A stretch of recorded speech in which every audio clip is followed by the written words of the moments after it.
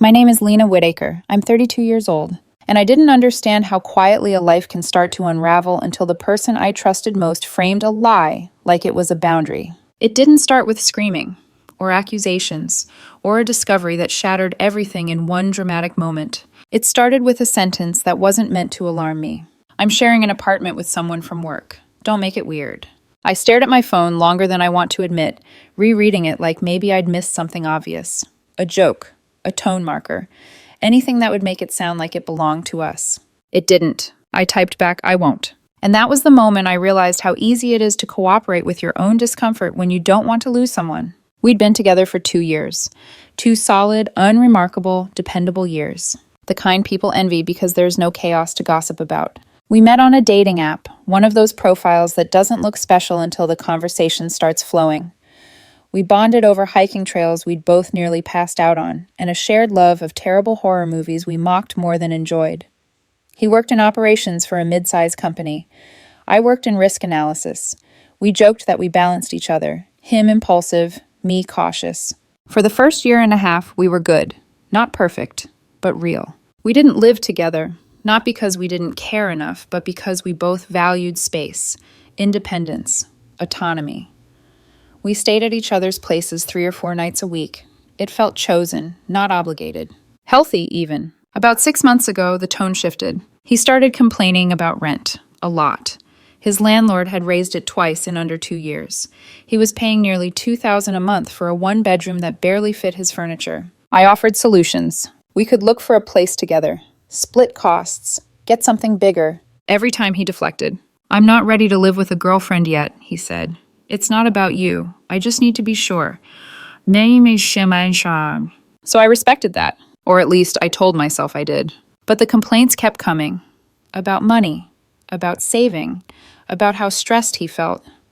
Until one night, halfway through a movie, he mentioned a coworker was also apartment hunting. Maybe we'd get a 2-bedroom together, he said casually. I remember pausing the movie.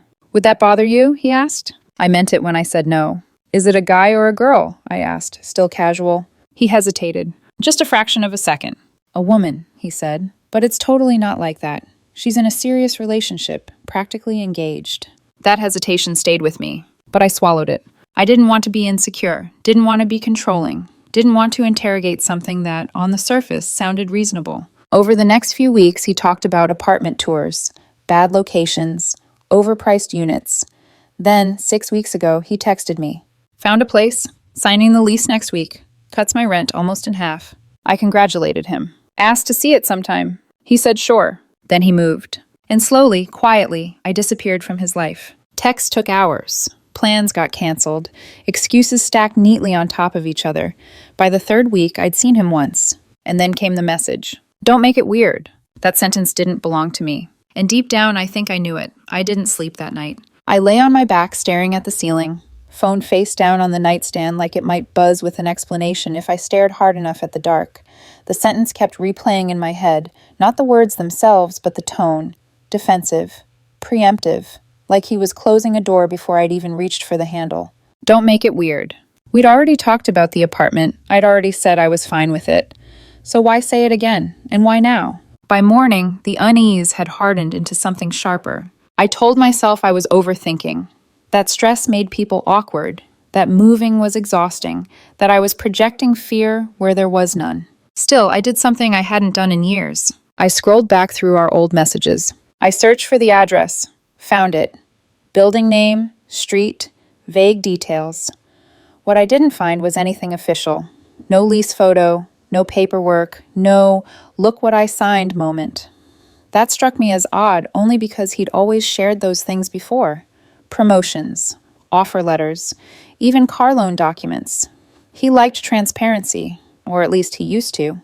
By lunchtime, my chest felt tight in a way I couldn't shake. So I drove. I told myself I just wanted to see the place, to picture his new life so it felt real instead of abstract.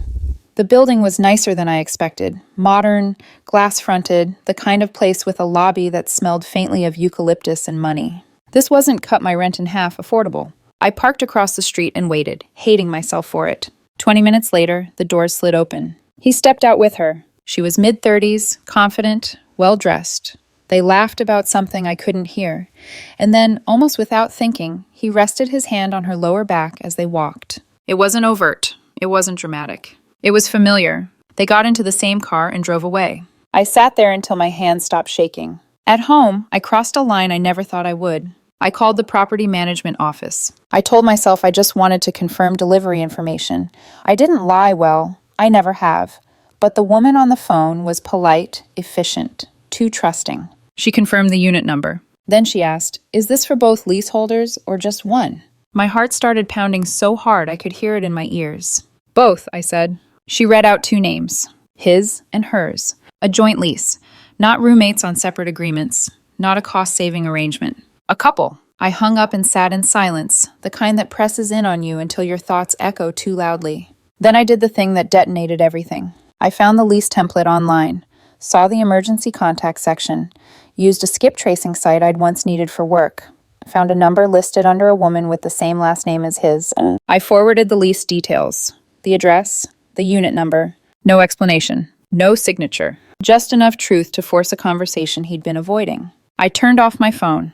I turned my phone back on just after 7 that evening. 16 missed calls, 12 from him, 4 from an unknown number. The first voicemail was fury, sharp, breathless, laced with disbelief. "What the hell did you do, Lena? Why would you contact her family? That's completely out of line. You had no right." The next few were worse. Accusations, panic, his voice cracking in ways I'd never heard before. By the 9th voicemail, the anger had dissolved into something else. "Please call me back. I can explain. This is getting out of control." The unknown number had left one message. A woman's voice, calm, measured, older. "Hello, my name is Margaret Collins. I'm calling because you contacted me earlier today regarding my daughter's living situation. I believe we need to speak." Daughter. My stomach dropped. I called her back. She answered on the first ring. "Thank you for calling," she said. "I'll be direct because I think that's what we both deserve. You're dating him, correct?" "Yes," I said, "for 2 years." There was a pause. "My daughter has been with him for 8 months," she said carefully. "He proposed 3 weeks ago. She said yes. They've been living together for about 6 weeks." The room tilted. I remember sitting down on the kitchen floor without realizing I'd moved. "I'm sorry," I said. "I think there's been a mistake." "I wish there had been," she replied. "He told us he'd been dating someone from work, that it had gotten serious quickly. He had no idea he wasn't the only one." 8 months. While he was telling me he needed space, while he was saying he wasn't ready to live with a girlfriend, while he was complaining about rent. "He's devastated," Margaret continued. "He asked her to leave this afternoon. She's been calling nonstop. He won't answer. I reached out to you because I thought you deserved the truth, every piece of it."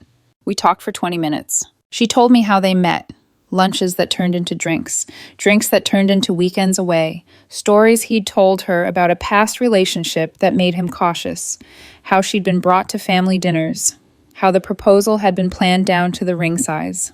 2 lives, perfectly compartmentalized. When we hung up, his calls were still coming in. I didn't answer. Instead, I texted him once. "I know everything. Don't contact me again." He called immediately. I declined. Then came the messages. "Please let me explain. It's not what you think. I love you." I blocked him. 3 days later, I got an email. It was from her. The subject line read, "I think we need to talk." She laid out everything. Screenshots, photos, a picture of the ring on her finger. "She told me you were an ex who wouldn't let go," she wrote. "My mother didn't believe that. She pushed me to verify things. That's how I found out you weren't an ex. You were his girlfriend the entire time." We spoke on the phone for over an hour, compared timelines, filled in gaps. "I thought I was getting all of him," she said quietly. "Turns out I was getting 40% of his time and 100% of the lies." Neither of us cried. The shock had burned past that. The silence that followed wasn't peaceful. It was loud with absence. For days, my phone stayed eerily still. No good morning texts, no check-ins, no half-baked apologies sliding in under the guise of concern. I took time off work and told my manager I had a family emergency. It felt true enough. Something foundational had collapsed, and I was standing in the rubble trying to figure out which parts of my life were still load-bearing. That's when the stories started. Mutual friends reached out cautiously at first. "Hey, just checking in, heard some things." The tone was careful, diplomatic, like they were already bracing for conflict. Apparently, he had his version ready. He'd told people I'd become controlling, that I'd gotten jealous when he moved in with a friend from work for safety. that I'd harassed him and his roommate, that he was considering a restraining order. There was no restraining order. There had been one message to an emergency contact, sent in a moment of desperation after discovering a joint lease I was never meant to see. 2 friends agreed to meet me in person. We sat at a quiet cafe, sunlight cutting clean lines across the table like a spotlight I hadn't asked for. I showed them everything. The lease details, the timestamps, the emails, the screenshots from her, the voicemail from her mother. They stared in silence. "She told us you isolated her," one of them said finally, that she was scared to leave. I met her eyes. "Did I ever stop him from seeing you?" "No." "Did he ever cancel plans because of me?" "No." The story collapsed under its own weight. They apologized. They said they'd been horrified once they saw the facts. They promised to set the record straight where they could. Not everyone came back. Some people decided it was easier to believe the version they'd heard first. Others just didn't want the mess. I lost friends I'd thought were solid, and learned that proximity doesn't always equal loyalty. 2 weeks later, a letter arrived. Handwritten, 6 pages. I almost threw it away unopened. Curiosity won. It was a maze of contradictions. Apologies tangled with excuses, remorse undercut by justification. He wrote about being overwhelmed, about getting caught up, about loving us both, about never intending to hurt anyone. "I hope someday you can forgive me," he wrote. "What we had was real." I folded the pages and put them in a drawer. Then, a month later, I ran into him by accident. A coffee shop, mid-morning. I was picking up an order. We locked eyes. He looked thinner, tired, like someone who hadn't slept well in weeks. He followed me outside. "Please," he said, "just 2 minutes." I stopped. "You got engaged to someone else while we were together," I said. "You lived with her. You built a life with her." That wasn't confusion. That was choice. He had no answer. "Did you ever actually love me?" I asked. "I did," he said. "I still—" "Don't," I said. "Don't finish that sentence." I got in my car and drove away. He didn't follow. It's been 4 months since everything collapsed. Time hasn't softened what happened, but it has given it shape. Boundaries, distance, the ability to look at the whole thing without my chest tightening every time I replay a memory. I've spoken to her a few times since that first call. Not often, not emotionally. More like 2 people who survived the same wreck and occasionally check in to confirm the other made it out alive.